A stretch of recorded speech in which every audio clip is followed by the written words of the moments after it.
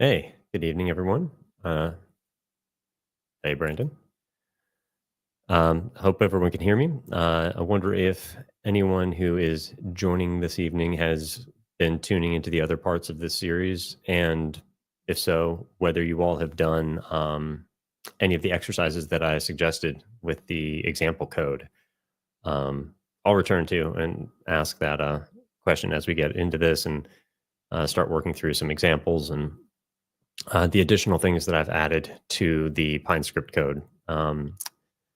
But before I get started and before we dig into the Pine, does anyone have any questions about some of the principles that we've discussed in this series so far? Anything that's come up as you've been thinking about this on your own? Have anyone or has anyone looked at the code and thought about making any changes to it? This is the EMA code that I'm referring to. If not, perfectly fine. But it would be interesting to hear any attempts or changes folks have made to the example code. All right. Well, then, if there aren't any questions, let's dig right in. So, in this, just a real quick summary, I'm going to go over a number of these principles. So today we're going to discuss the additions to the code and the principles they're based on. So first, um, we are adding uh, flags. Oh, that's terrible. Sorry. We're adding flags and a counter. We're going to talk about why this is important for price action coding.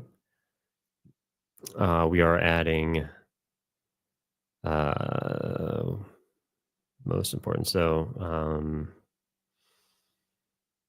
signals, but a variety of different options for those signals. We're going to discuss arrays and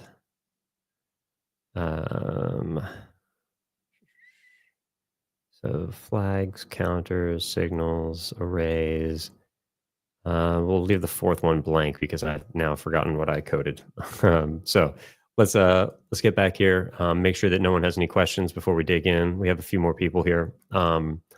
Before I jump into the Pine script editor, any questions about what we've covered so far in the series, or any additions you might have made to the code that I gave you all to start with?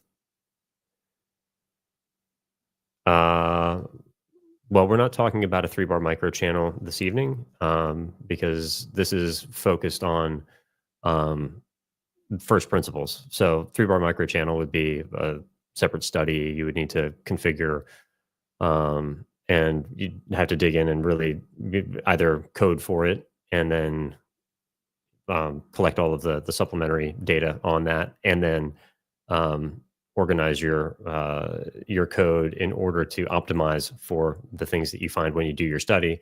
But in this case, I'm giving you all of the tools and the principles that you would need to develop that study. And so you could go out and in theory, study anything from here. So, quick show of hands, how many people have looked at the EMA code for the study um, with the band study that I published and gave out in the last stream? Anyone used it and not looked at the code? All right. Well, we're going to get into the Pine script editor again and take a look at the additions that I've made. We'll walk through them and why they exemplify the kinds of things that you'll need. Yes, it's on TradingView. There's a link for it. And actually, here, let me just grab the here. Should be. I'll post a link to the new published version. I actually had to pull it down because they said that I violated some guidelines with my publication last time, which was interesting. So I will Let me see where this is.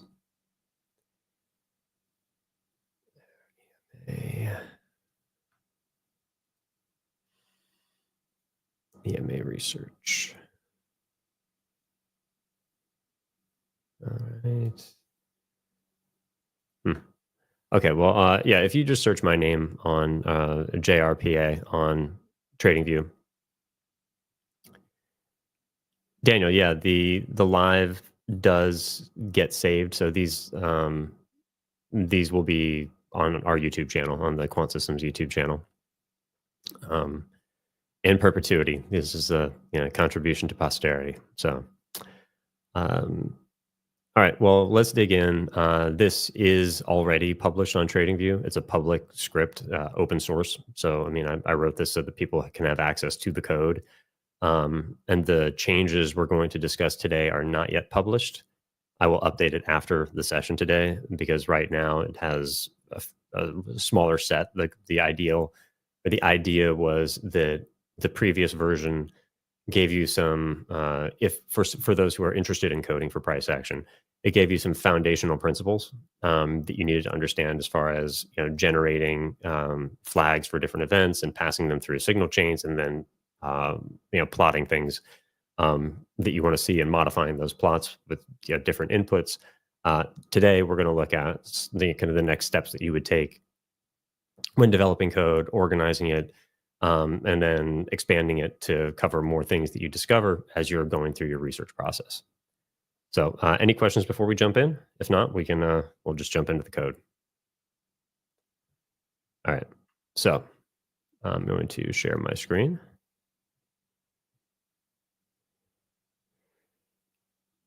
Yes, yeah, this is saved, so no worries. You will see it. All right.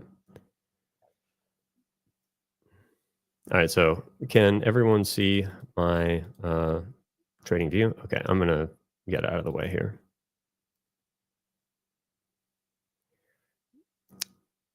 This is it's called, you can see it here. This is EMA research. You might find it under EMA_R, but this is the script, JR EMA. Should be able to find it by just looking for that. So the previous script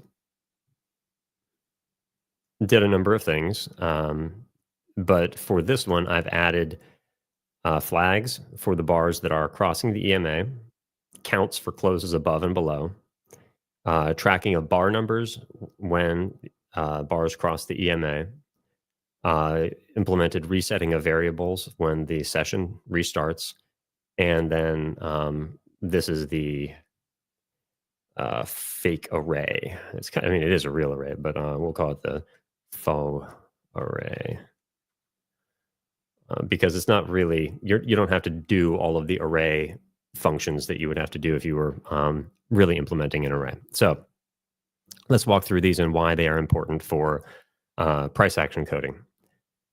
So I added, the only addition in the settings section is this setting to turn signals on and off. But all of these are new variables. So I added a variable section, which is a best practice. You want to label all of the modules that you have in your code. I like to align all of the integers that I use as flags.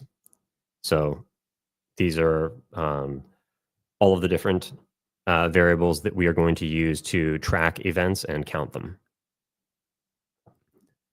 And people have different naming conventions. I like to use for input variables. I like to use underscores and capital letters, so they're clearly distinguished when I'm using them in code, like down here, from variables, which are logic calculation variables. So then here you can see these are all lowercase, separated by underscores, and they are very descriptive. You don't have just like a random, phrase or just, a jumble of words. Like these say exactly what they do. And I left a note here that we initialize the bar count at 1 because obviously bar count can never be 0. So on the first bar of the session, you want it to initialize as 1. And then because we're going to use bar count as part of our data collection here, we have a bar counter. This is a how you would code a bar counter in PineScript. So on the first bar of the session, set the bar count to 1. And then otherwise, bar count is you just add, you iterate. Then here we have the EMA. So all of these are the same. This is all from the previous script. But then this section on the flag bars crossing the EMA, this is all new. And let's walk through these. This is what I went through at the top in the version notes. Oh, let me a note about that. It's important when you start coding that you include version notes because you'll make changes and you want to know what you've changed and why, especially if you've done like bug fixes. I mean, I'm sure that some of you will find bugs in this code and let me know. And in that case, I'll do a version 2 point. And typically, you don't want to iterate versions unless you have new features, or I guess you could do it if you had like a substantial bug that you had to fix. But for bug fixes, I would do version 2.1 and list all the bug fixes in that one. So let's get back down here. And let me just double check that we don't have any questions before we move on. Brandon, it is a 20-day, but it is, I mean, you can make it whatever you want. It's not a fixed EMA. As you can see here, if you go to the input settings, you can just, obviously you can make it a 200-day EMA, or you could put 2 of these on there and collect data on the 200 and the 20, or put 3 of them on. I mean, it's very flexible. But what you see on the chart is a 20. Okay, so back to there. So there are, I am providing you with obviously the PineScript version of identifying crossover and under the EMA, but there are a lot of different ways that you might choose to define a crossover. This is the simplest version, and it's the easiest to explain and to identify on the chart. So, and I just named it crossover. So a TA crossover, you're taking the close value, and if it crosses over, if the bar starts below and closes above the EMA, then, and whatever this input value is, then it is assigning a value of 1 to this variable, and otherwise it is 0. And the same for crossing under. Cross under, we'll get a value of 1 if that occurs. And so what we can do is we can go over here and look at bull cross, bear cross, which is what they're called there. There aren't any from the beginning of the day. But as soon as we get to bar 8, see the bull cross, right? You can see that value tick up. So, but then bar 9 will be a bear cross because it opens above and closes below. So bear cross. So that's the principle. You want to have accurate flagging of the events that occur. But then we go beyond that because that's where you start. You just need to make sure that you're collecting that data accurately. Then this is a binary flag. So it's only ever a 1 or a 0. And these are important for a variety of different events. So like when I capture data on 3-bar microchannels or microgaps, and I want to know, whether any set of 3 bars has generated a microgap and which type. So if it's a strong or a weak bull microgap, I'll have a binary flag. So it'll be either a 1 or a 0. It can only be a 1 or a 0. And then a variety of different methods for counting. And we'll get into that in a minute. So that's what this does. And the EMA close, you can see here, it's either closing above or below the EMA. So the next item underneath the bear cross is the closes above below. You can see all of these are -1, -1, -1, and that's +1. And then it goes back to -1 until you get to here, and then it's positive again. So that's the idea. Binary flags are useful for identifying whether an event happens, and then for using in other modules later in your code as you're doing different kinds of tracking of events, and when you want to combine events into more complex signal tracking. And here's a good example. So now the bar number, we want to know, this is showing us what the bar count was when a crossover or under occurred. So this variable is called crossing bar. And we want to know, because obviously it can't be both a crossover and a cross under. It will be either one. And we want to know what the bar count is in either event. So crossover equals 1 or cross under equals 1. Assign bar count to this variable. Otherwise, it is 0. And so this is one of those really nice Pine script conventions. Not every language uses this kind of, they call it a tuple, where you have it's basically taking this kind of if then statement, like you see here, and writing it out on a single line. So it's if this, then this, else this. That's how you should think of the tuple. So then the crossing bar, we can see here. This bar is bar 8. So you can see down here, this is the bar number of bar crossing EMA. So that's bar 8. And then it'll be bar 9 because 9 opened above and closed below. And then nothing until, there we go, bar 31.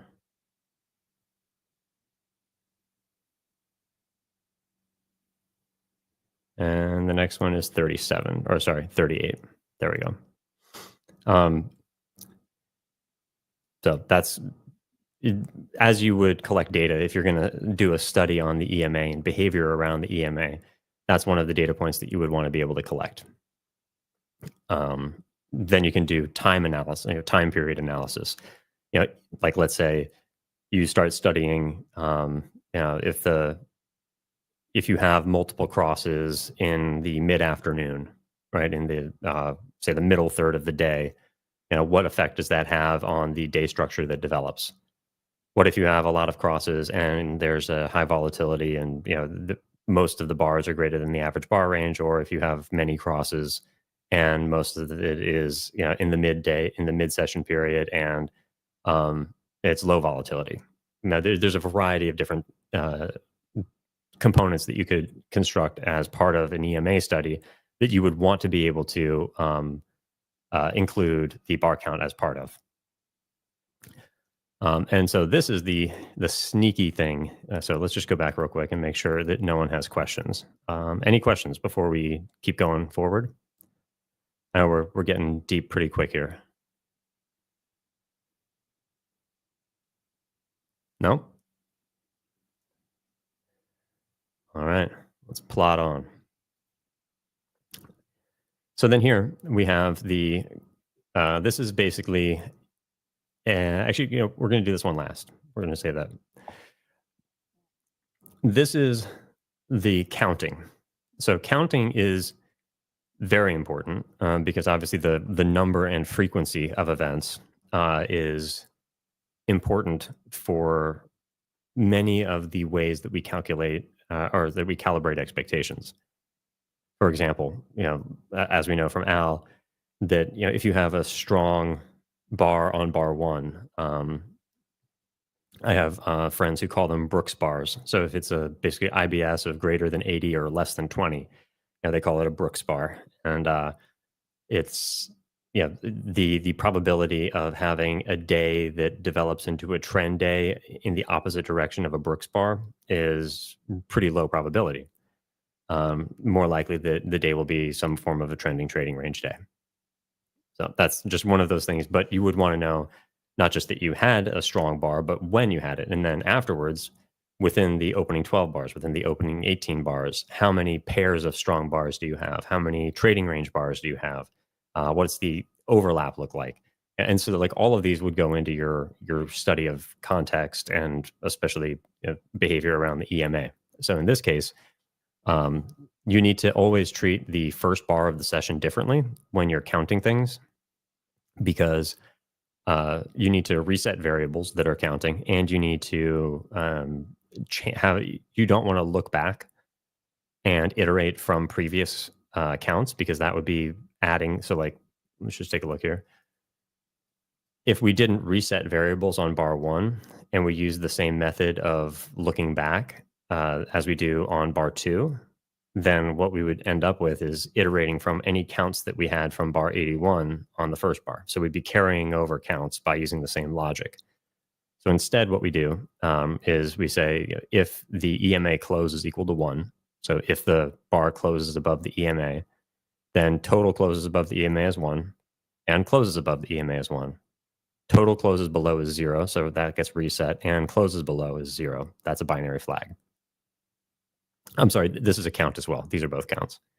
But these are counts of sequential counts, and these are counts of total counts. And same thing here. Does anyone have any questions about this? Because this is a really important concept for anything that you're tracking that is based on a price action, some kind of price action expression. No questions? All right, we're going to keep going. But on bar 2, this logic changes because now for the, and we should say the closes above and total closes are different. Does anyone have any idea why they are different, what they are tracking differently?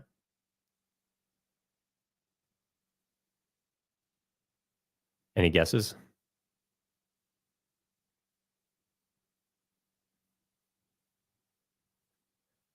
I'll give you a hint. This has a reset.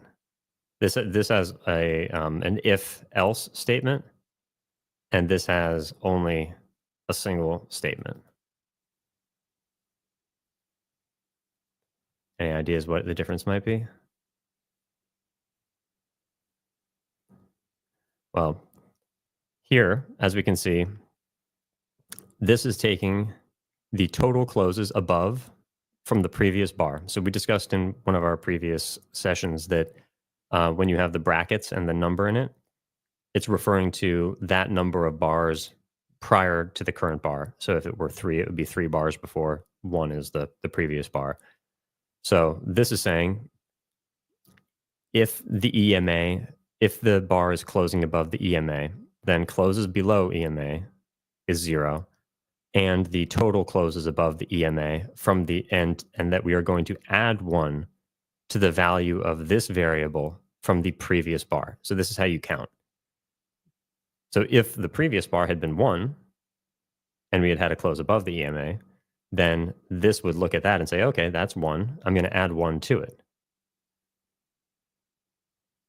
But in the case of this open that we're looking at today, there were no closes above the open. We opened below the open. So the first bar closed below the open, which means that this is 0 and this is 0. And that the total closes below iterated from 1 to 2. And then if the EMA, and so this is looking at this, if the previous, so EMA closes is tracking something different. This is saying if the previous binary flag for the EMA close is equal to 1, is equal to -1. So the binary flag of 1 or -1. So if that is equal to 1, so if the bar before the current bar closed below the EMA, then add closes below the EMA, add 1 to that. Otherwise, it is 1. And that works because what we're saying is we only enter this block if we have had a close below the EMA. So this means that what this is doing is it is only tracking the number of sequential closes below the EMA. So if you break below the EMA, it will start counting. But if you're above the EMA, it will have a 0 value. So this is where you see closes above and closes below. So here on the opening bar, we have 0 and we have 1 close below. And up to here, we have 7 closes below. But here, we have 1 close above and then it flips to 0 below. But you can see in the value above it here, total closes below is still 7, right? That is preserved from here to here. And that's because We want to know the number of sequential closes as well as the number of total closes. Does that make sense?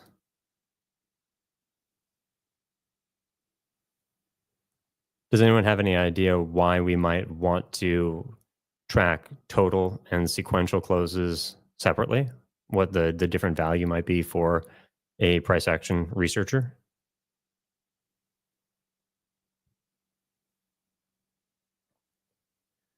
Well, think about the number of like picture a small pullback trend that has been actually let's take a look at the previous day. This isn't a small pullback trend, but spends most of the day above the EMA. We have 1, 2 closes below. If you were just closing the number, if you were just counting the number of bars below, you might see 2 bars. You could have some kind of EMA based structure or logic that was seeing this as a breakout and follow through below the EMA. Obviously, that wouldn't be a great way to structure a system just around the EMA, but understanding behavior around the EMA and then seeing this spend now 19 closes above the EMA, and now we have 1 close below. So this is our first close below the EMA, second close below the EMA, and then we're back above. So we have 22 closes above the EMA and 4 closes below. Having this data as part of the research that you're generating and using to configure a study is immensely valuable because you know how to process the periods where you have temporary movement across the EMA versus prolonged and accepted transitions below the EMA. So here, these are EMA gap bar. Here, we don't even really get a gap bar. Here, we get a proper EMA gap bar as Alberts defines it. Here, there's your EMA gap bar before the reversal.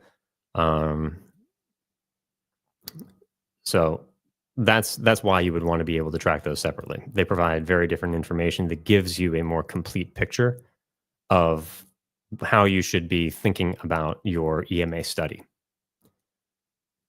So this is the count versus and 2 different types of counts. So we've talked about the sequential count and then total count.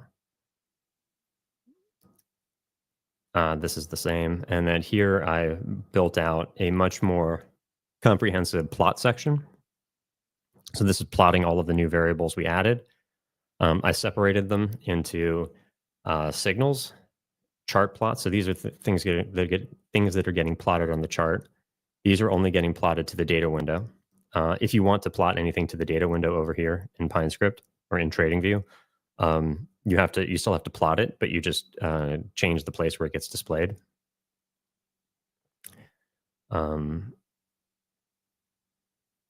Sorry, this should not be here. That should be, there we go. And then here is the signals that I added. So this is not a researched and tradable signal, but the idea here is that you would be able to have a switch that shows the things that you want to study. And so here, this is just all the bars that have a bull cross above the EMA. And we can see those are all of them there. And here you can see that it uses the binary input, so either 1 or 0 from the show signals input that we discussed up here. And then the crossover. So if crossover is equal to 1 and show signals is 1, then plot this.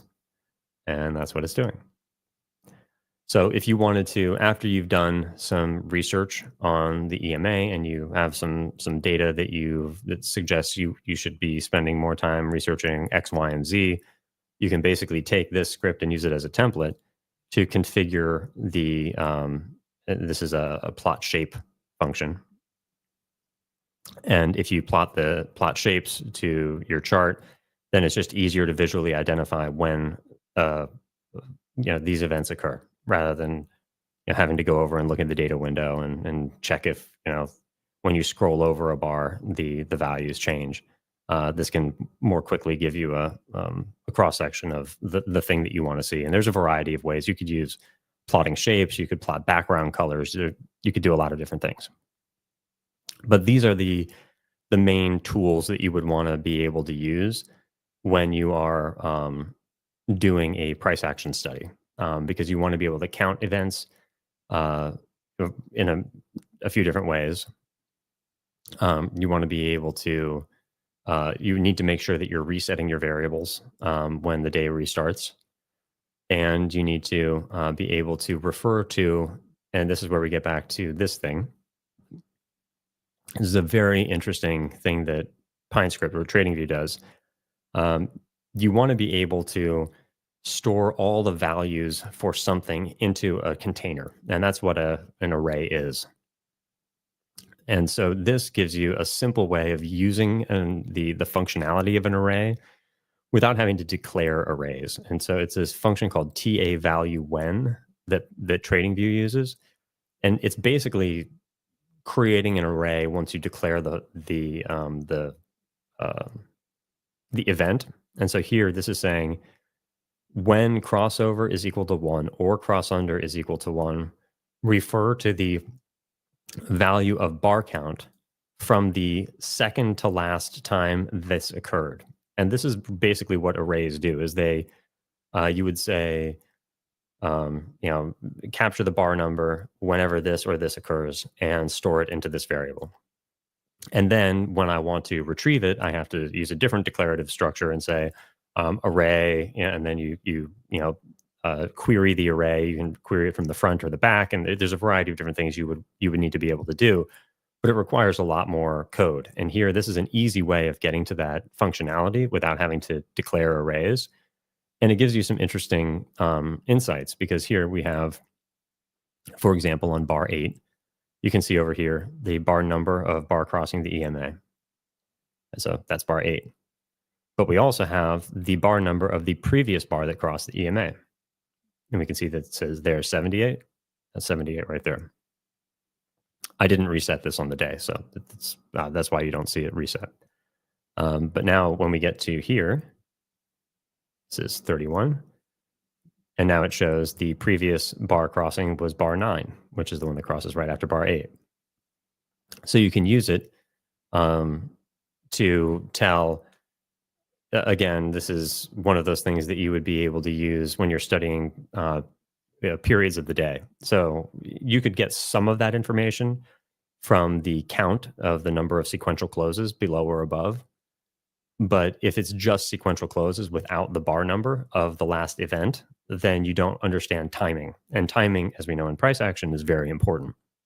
So being able to capture that and process it in whatever capacity you configure your studies is very important.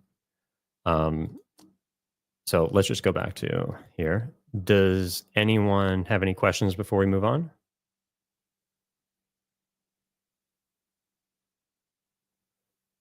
All right, great. Well, we're going to wrap up with a discussion of, so also I'll note I left this here. I did not configure it. I'm leaving this to you all to configure. So this will be something that you can, I've already declared it. You just have to figure out how to plot it. But it's a signal for processing all of the bars within the upper and lower bands of the EMA. And so it will fluctuate, right? That value will change depending on how you configure your inputs. So here, we can see the bands. That's 2 standard deviations. That's the 1 standard deviation, or that's the average bar range.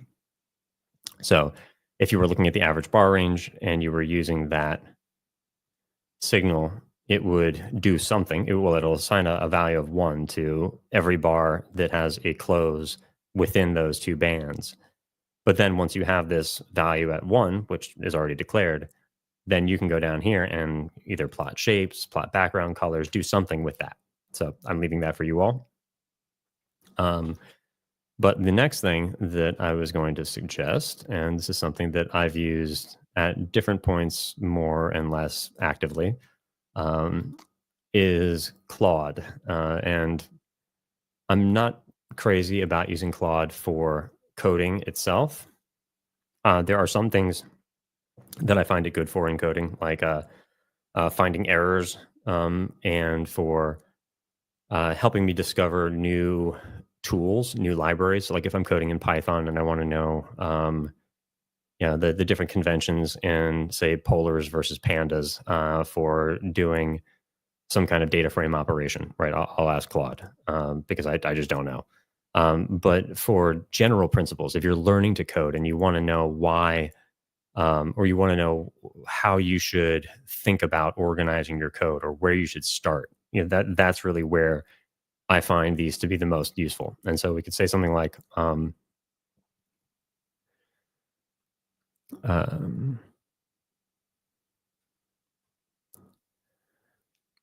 I'm just learning to code and I'd like to better understand how I can use arrays to track price action features, which are sensitive to the period during which they occur during the regular trading hours of the S&P 500 E-mini contract.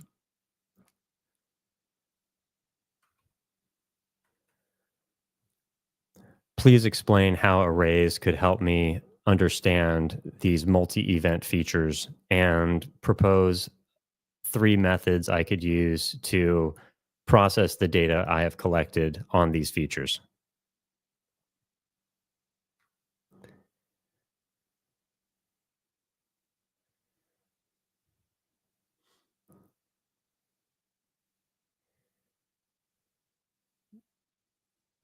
So then, and it's writing. I should have declared. Hold on.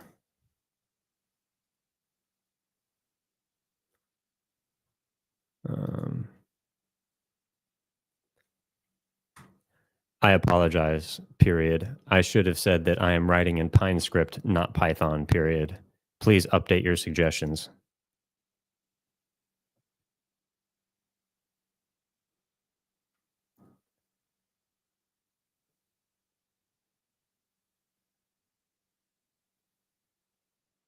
All right. Oh, it's still stuck on version 5. That's fine. So it gives us a helper function, time weighted analysis. So this is an interesting, like, I wouldn't go in and take any of these pieces of code and start using the code. And you can see here that it's using arrays. So this is how you would configure the conditional language to use the array. So you create an array of this size, you add, and you then you add items to it.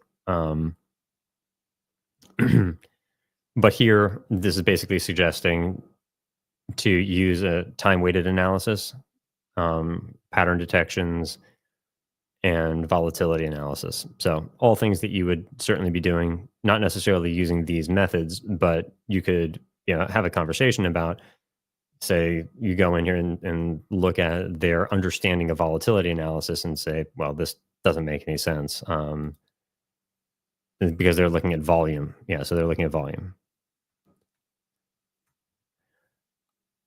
I don't measure volatility using volume, but rather bar range, period.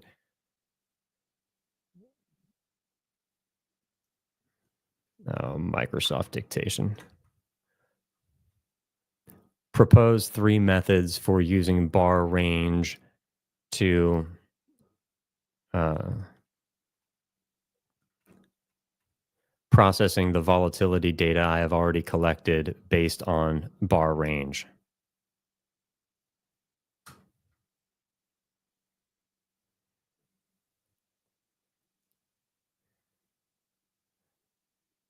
So this is actually normalized range analysis. And so what I find to be most useful, and this kind of gets to, this is a good example actually, volatility regime classification. So classify volatility regimes. You can do this. It's actually kind of what we've already done with the AMA breakouts paint bar. But let me stop sharing. So what you'll the real value I find in using AI when coding is discussing ideas for how to get to a or how to express or configure research around a certain first principle. So if you start from a first principle, explain it and say this is the thing that I'd like to better understand. I have this method that I'm using to approach it. How could I process this data or add something to my data collection to more deeply understand this phenomenon? And in the case of that normalized range analysis, that's actually something that I've used in helping students in quant systems configure their strength, their leg strength analysis. So I had a student last year who did a leg counter that was using a strength factor analysis to determine how strong a leg was and how likely it was to get a second leg. Um, and one of the things that we talked about was how to use normalization based on overlap to account for bars that were strong, that had strong closes, but were not breaking out. So whether it's an inside bar, outside bars are breaking out, but if it's not a significant breakout, but has a strong close, you wouldn't logically, as a price action trader, weight that the same way as you would a bar that has almost no overlap and a strong close and is closing well beyond, say, the opening range. Right, those would have two very very different uh, uh, calibrated expectations. But you have to explain that to the code. And one of the methods that Claude just proposed was to normalize the range analysis. And normalizing range using some other input is one of those principles that you might not have thought of unless you were having a conversation about some of these methods that you might use to understand the components of a study. So I'll be posting this new updated script probably with a different under a different name so that the original and this one are both on TradingView and available. I don't know whether TradingView will pull it down because I published it previously with a few other indicators on the chart, like the opening, the high and low of the previous day, and bar counter, and I think the AMA paint bar. They pulled it down. So I had to republish it with nothing on the chart except for the EMA study code. And now that's on there, you can get that. But I'll republish this. And it's pretty different. It's sufficiently different that I think I could be able to post two different versions for educational purposes. But we'll see. If they pull it down, then I'll just update the original one. But we'll start at least with the two different versions. So does anyone have any questions before I let you go? This has been a fun little series. You all can let me know in the comments if it's something that you would want to add some installments for. I mean, this seems like we've gotten pretty substantial in some of the principles we've covered, and I don't want to really go much farther without having some pretty coherent direction from those who are participating, because it can get not terribly useful at some point. So let me know what you all think in the comments, and I'll take a look and see if this is something we want to continue, or if we leave it at this, and you all can just use the code as you will. Otherwise, have a good evening. Talk to you all later. Have a good night.